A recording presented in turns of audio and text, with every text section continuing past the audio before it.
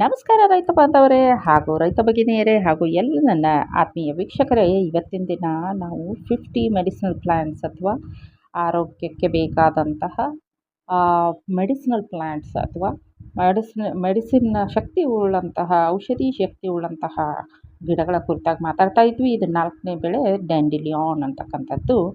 ಡ್ಯಾಂಡಿಲಿಯಾನ್ ಅಂತಂದರೆ ಟ್ಯಾರಾಕ್ಸಾಮ್ ಅಂತಕ್ಕಂಥ ಬಾಟನಿಕಲ್ ನೇಮಲ್ಲಿ ಬರ್ತದೆ. ಇದು ಟ್ಯಾರಾಕ್ಸಾ ಕಮ್ ಅಂತಕ್ಕಂಥ ಇದರಲ್ಲಿ ಬರ್ತದೆ. ನಂತರ ಬಂದು ಇದರದ್ದು ಸ್ಪೆಷಾಲಿಟಿ ನೋಡಿ, ಇದು ಯಾವ ರೀತಿ ಕಾಣ್ತದೆ ಅಂದರೆ ಈ ಥರ ಎಲ್ಲೋ ಫ್ಲವರ್ಸ್ ಇರ್ತದೆ, ಈ ಥರ ಡೇಟ್ ಇರ್ತದೆ. ಇದು ಕಳೆಯಾಗಿ ಕೂಡ ನಮ್ಮ ದೇಶದಲ್ಲಿ ಬರ್ತದೆ. ಇದನ್ನು ನಾವು ಹೆಚ್ಚಾಗಿ ಕಳೆಯಾಗಿ ನೋಡ್ಬೋದು ಅಂತ ಹೇಳ್ತೀನಿ. ನಂತರ ಇದ್ರ ಕುರಿತಾಗಿ ಮಾತನಾಡೋದಾದರೆ ಬಾಟನಿಕಲ್ ನೇಮು ಟ್ಯಾರಾಕ್ಸಾ ಕಮ್ ಅಂತಕ್ಕಂಥದ್ದು. ಕಾಮನ್ ನೇಮ್ ಅಂದರೆ ಬಿಟರ್ವಾಟ್ ಅಂತ ಕರೀತಾರೆ, ಬ್ಲೋ ಬಾಲ್ ಅಂತ ಕರೀತಾರೆ, ಕ್ಯಾಂಕರ್ ಬಾಟ್ ಅಂತ ಕರೀತಾರೆ, ಕ್ಲಾಕ್ ಫ್ಲವರ್ ಅಂತ ಕರೀತಾರೆ. ಯಾಕಂದರೆ ಅದು ಕೆಲವೊಂದು ಸೀಸನ್ನಲ್ಲಿ ಆಮೇಲೆ ಹೇಗೆಲ್ಲ ಬೆಳಗಿನಿಂದ ಸಂಜೆ ಆಗ್ತದೆ ಹಾಗೆಲ್ಲ ಇದು ಪೊಸಿಷನ್ನ ಚೇಂಜ್ ಮಾಡ್ತದೆ, ಬಾಗುವಿಕೆಯನ್ನು ಚೇಂಜ್ ಮಾಡ್ತದೆ. ಅದನ್ನು ಕ್ಲಾಕ್ ಫ್ಲವರ್ ಅಂತ ಕರೀತಾರೆ. ಐರಿಷ್ ಡಿಶ್ ಅಂತ ಕರೀತಾರೆ. ಅದೇ ರೀತಿ ಲಯನ್ಸ್ ಟೂತ್ ಅಂತಲೂ ಕೂಡ ಕರೀತಾರೆ. ಅಂದರೆ ಇದು ಹಲ್ಲುಗಳ ಏನು ಅಂತ ಹೇಳಿದರೆ ಲಯನ್ನ ಹಲ್ಲುಗಳ ರೀತಿ ಕಾಣ್ತದೆ ಅಂತಕ್ಕಂಥದ್ದು. ಪಿಸಿನ್ ಬ್ಯಾಡ್ ಅಂತಾರೆ, ಪಿಸಿನ್ ಲಿಟ್ ಅಂತಾರೆ. ಆಮೇಲೆ priest's crown, puffball, swine snout, ಚಲ್ಟಾಯಮ್, ಎಲ್ಲೋ ಗೋವನ್ ಅಂತೆಲ್ಲ ಕರೀತಾರೆ. ಬೇರೆ ಬೇರೆ ದೇಶದಲ್ಲಿ ಬೇರೆ ಬೇರೆ ಹೆಸರಲ್ಲಿ ಕರೀತಾರೆ. ಡ್ಯಾಂಡಿಲಿಯಾನು ಒಂದು ವೀಡಾಗಿ ಕಳೆಯಾಗಿ ನಮ್ಮ ದೇಶದಲ್ಲಿ ಕಂಡುಬರ್ತದೆ. ಬೇರೆ ದೇಶದಲ್ಲಿ ಇದನ್ನು ಬೆಳೆಯಾಗಿ ಕೂಡ ಬೆಳೀತಾರೆ ಅಂತಕ್ಕಂಥದ್ದು. ಇದು ಡೈಸಿ ಫ್ಯಾಮಿಲಿ ಅಂದರೆ ಡೇರಿ ಹೂವಿನ ಫ್ಯಾಮಿಲಿಗೆ ಸೇರಿರ್ತಕ್ಕಂಥದ್ದು. ಇಡೀ ಪ್ರಪಂಚದಂತೆ ಇದೆಲ್ಲ ಕಡೆ ಸಿಗ್ತದೆ ಅಂತಕ್ಕಂಥದ್ದು.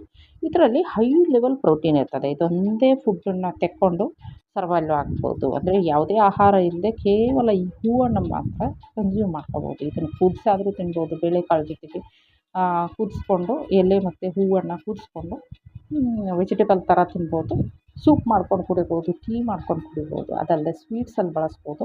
ಇದನ್ನು ಯಾವ ರೀತಿ ಕೂಡ ಅವರವರ ಶಕ್ಯತೆ ಅನುಸಾರ ಬಳಸ್ಕೋಬೋದು. ಹೈ ಪ್ರೋಟೀನ್ ಇರ್ತದೆ, ಆಮೇಲೆ ವಿಟಮಿನ್ಸ್ ಇರ್ತದೆ, ಮಿನರಲ್ಸ್ ಇರ್ತದೆ. ಇದು ಆದ್ದರಿಂದ ಇದು ಒಂದೇ ಆಹಾರ ಸರ್ವೈವಲ್ ಫುಡ್. ಅಂದರೆ ಬೇರೆ ಯಾವುದೇ ಆಹಾರವನ್ನು ಬಳಸದೆ ಇದೊಂದನ್ನೇ ಬಳಸ್ಬೋದು ಅಂತಕ್ಕಂಥದ್ದು. ಅಂದರೆ ಈಗ ಕೆಲವೊಂದು ಸಮಯದಲ್ಲಿ ಆಹಾರ ಬೆಳೀಲಿಕ್ಕೆ ಸಾಧ್ಯ ಇಲ್ಲ ಅಂತಕ್ಕಂಥ ಒಂದು ಸಂದರ್ಭದಲ್ಲಿ ಬಡತನದಲ್ಲಿರೋರು ಕೂಡ ಇದ್ರ ಬಗ್ಗೆ ಅರಿವನ್ನು ಮೂಡಿಸ್ಕೊಂಡು ಕೇವಲ ಇದನ್ನು ಮಾತ್ರ ಕನ್ಸ್ಯೂಮ್ ಮಾಡ್ಕೊಂಡು ಆರಾಮಾಗಿ ಬದುಕ್ಬೋದು ಅಂತಕ್ಕಂಥದ್ದನ್ನು ತಲೆಯಲ್ಲಿ ಇಟ್ಕೊಂಡು ಹೇಳ್ತಾ ಇದ್ದೀನಿ. ಪೊಟೆನ್ಷಿಯಲ್ ಹೆಲ್ತ್ ಬೆನಿಫಿಟ್ಸ್ ಇದೆ ತುಂಬ ಇದರಲ್ಲಿ, ಸಾಗರವೇ ಇದೆ ಆರೋಗ್ಯಕರವಾದಂಥದ್ದು ಅಂತ ಹೇಳ್ಬೋದು. ಇದು ಒಂದು ಪ್ಲ್ಯಾಂಟ್ ಮೆಡಿಸಿನ್ ಅಂತ ಹೇಳ್ಬೋದು. ನಾವು ಆಹಾರವನ್ನು ಔಷಧವಾಗಿ ಮಾಡಬೇಕು ಹೊರತು ಔಷಧವನ್ನು ಆಹಾರವಾಗಿ ಮಾಡಬಾರ್ದು ಅಂತಕ್ಕಂಥದ್ದನ್ನು ತಲೆಯಲ್ಲಿ ಇಟ್ಕೊಂಡು ಇದು ಏನೇನು ಮಾಡುತ್ತೆ ಅಂದರೆ ಫಸ್ಟು ಇನ್ಫ್ಲಮೇಷನ್ ಅಂತ ಹೇಳ್ತೇವೆ. ಈಗ ಕೆಲವೊಬ್ಬರಿಗೆ ಅಲರ್ಜಿ ಬಂದುಬಿಟ್ಟು ದೇಹದಲ್ಲಿ ಊತಗಳು ಬರ್ತಾ ಇರ್ತದೆ, ಅದು ಗೊತ್ತಾಗೋದೇ ಇಲ್ಲ. ತುಂಬ ಜನಕ್ಕೆ 98% ಜನಕ್ಕೆ ಯಾವುದೋ ಒಂದು ಭಾಗದಲ್ಲಿ ಊತಗಳು ಇದ್ದೇ ಇರ್ತದೆ. ಅದಕ್ಕೆ ಇನ್ಫ್ಲಮೇಷನ್ ಅಂತ ಹೇಳ್ತೇವೆ. ಆದ್ದರಿಂದ ಇದನ್ನು ಕನ್ಸ್ಯೂಮ್ ಮಾಡೋದ್ರಿಂದ ಆ ಇನ್ಫ್ಲಮೇಷನ್ ಕಡಿಮೆ ಆಗುತ್ತೆ. ಎಸ್ಪೆಷಲಿ ನೋಡಿ, ಒಂದು 70 to 75% ಗ್ಲೂಟನ್ ಬೇಸ್ಡ್ ಇನ್ಫ್ಲಮೇಷನ್ ಅಂತ ಬರ್ತಾ ಇದೆ ಇವತ್ತಿನ ದಿನದಲ್ಲಿ. ಅಂದರೆ ಗ್ಲೂಟನ್ ಅಂತಕ್ಕಂಥದ್ದು ಗೋಧಿ ಹಿಟ್ಟಲ್ಲಿ ಸಿಗ್ತಕ್ಕಂಥದ್ದು.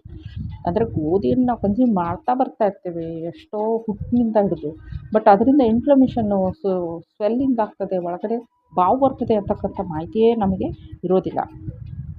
ಆದ್ದರಿಂದ ಇದನ್ನು ಸ್ವಲ್ಪ ಕನ್ಸ್ಯೂಮ್ ಮಾಡಿ ಆ ಗೋಧಿಯನ್ನು ಕನ್ಸ್ಯೂಮ್ ಮಾಡಿದರೂ ಕೂಡ ಊತಗಳು ಕಡಿಮೆ ಆಗ್ತವೆ ಅಂತಕ್ಕಂಥದ್ದು. ಅದಲ್ಲದೆ ನಾವು ಇನ್ನೂ ಒಂದು ಏನು ಹೇಳ್ಬೋದು ಅಂದರೆ ಇದು ಶುಗರನ್ನು ಕಡಿಮೆ ಮಾಡುತ್ತೆ. ಅದರಿಂದ ಶುಗರ್ ಪೇಷಂಟ್ ಯಾರೆಲ್ಲ ಇರ್ತಾರೆ ಇದನ್ನು ಕನ್ಸ್ಯೂಮ್ ಮಾಡ್ಬೋದು.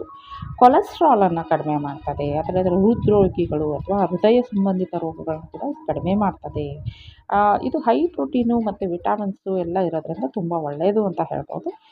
ಬ್ಲಡ್ ಪ್ರೆಷರನ್ನು ಕಡಿಮೆ ಮಾಡ್ತದೆ, ಇನ್ಫ್ಲಮೇಷನ್ ಕಡಿಮೆ ಮಾಡ್ತದೆ, ಶುಗರ್ ಪೇಷಂಟ್ಗೆ ಒಳ್ಳೆಯದು, ಕೊಲೆಸ್ಟ್ರಾಲ್ ಕಡಿಮೆ ಮಾಡಿ ಹೃದಯ ಸಂಬಂಧಿ ರೋಗಗಳಿಗೆ ಒಳ್ಳೆಯದು, BP ಹೈ ಇರೋರಿಗೆ ಇದು ತುಂಬ ಒಳ್ಳೆಯದು. ಸ್ವಲ್ಪ ಕನ್ಸ್ಯೂಮ್ ಡೈಲಿ 1 ಇಂಚಷ್ಟು ಕನ್ಸ್ಯೂಮ್ ಮಾಡೋದ್ರಿಂದ ಯಾವುದೇ BP, ಶುಗರು, ಹೃದಯ ರೋಗಗಳು ಯಾವುದೂ ಬರೋದಿಲ್ಲ. ವೇಟನ್ನು ಲಾಸ್ ಮಾಡೋದ್ರಲ್ಲಿ ತುಂಬ ಹೆಲ್ಪ್ ಮಾಡುತ್ತೆ. ಕಾನ್ಸ್ಟಿಪೇಷನ್, ಪೈಲ್ಸು, ಫಿಶರ್ ಥರ ರೋಗಗಳು ಇರ್ತವೆ, ಸುಮಾರು ಸಮಸ್ಯೆಗಳಿದ್ದಾವೆ. ಏನು ಹೊಟ್ಟೆಗೆ ಸಂಬಂಧಿಸಿದ್ದು ಅದೆಲ್ಲವನ್ನು ಕ್ಯೂರ್ ಮಾಡುತ್ತೆ. ಯಾಕಂದರೆ ಹೈಯೆಸ್ಟ್ ಫೈಬರ್ ಇರ್ತದೆ.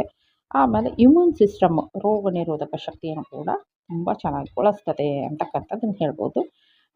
ಸೊ ಈ ಕೆಲವೊಬ್ಬರಿಗೆ ಅಲರ್ಜಿ ಇರ್ಬೋದು, ಪ್ಯಾಚ್ ಟೆಸ್ಟ್ ತೊಗೊಳ್ಬೋದು. ಆದರೆ ಪ್ರೆಗ್ನೆಂಟ್ ವುಮನ್ನು, ಬ್ರೆಸ್ಟ್ ಫೀಡಿಂಗ್ ವುಮನ್ನು ಈ ಥರದ್ದು ಯಾವುದೇ ಆಹಾರವನ್ನು ತೆಗೆದುಕೊಳ್ಳೋ ಮುಂಚೆ ತುಂಬ ವಿಚಾರ ಮಾಡಿಬಿಟ್ಟು ತಗೊಳ್ಬೇಕು.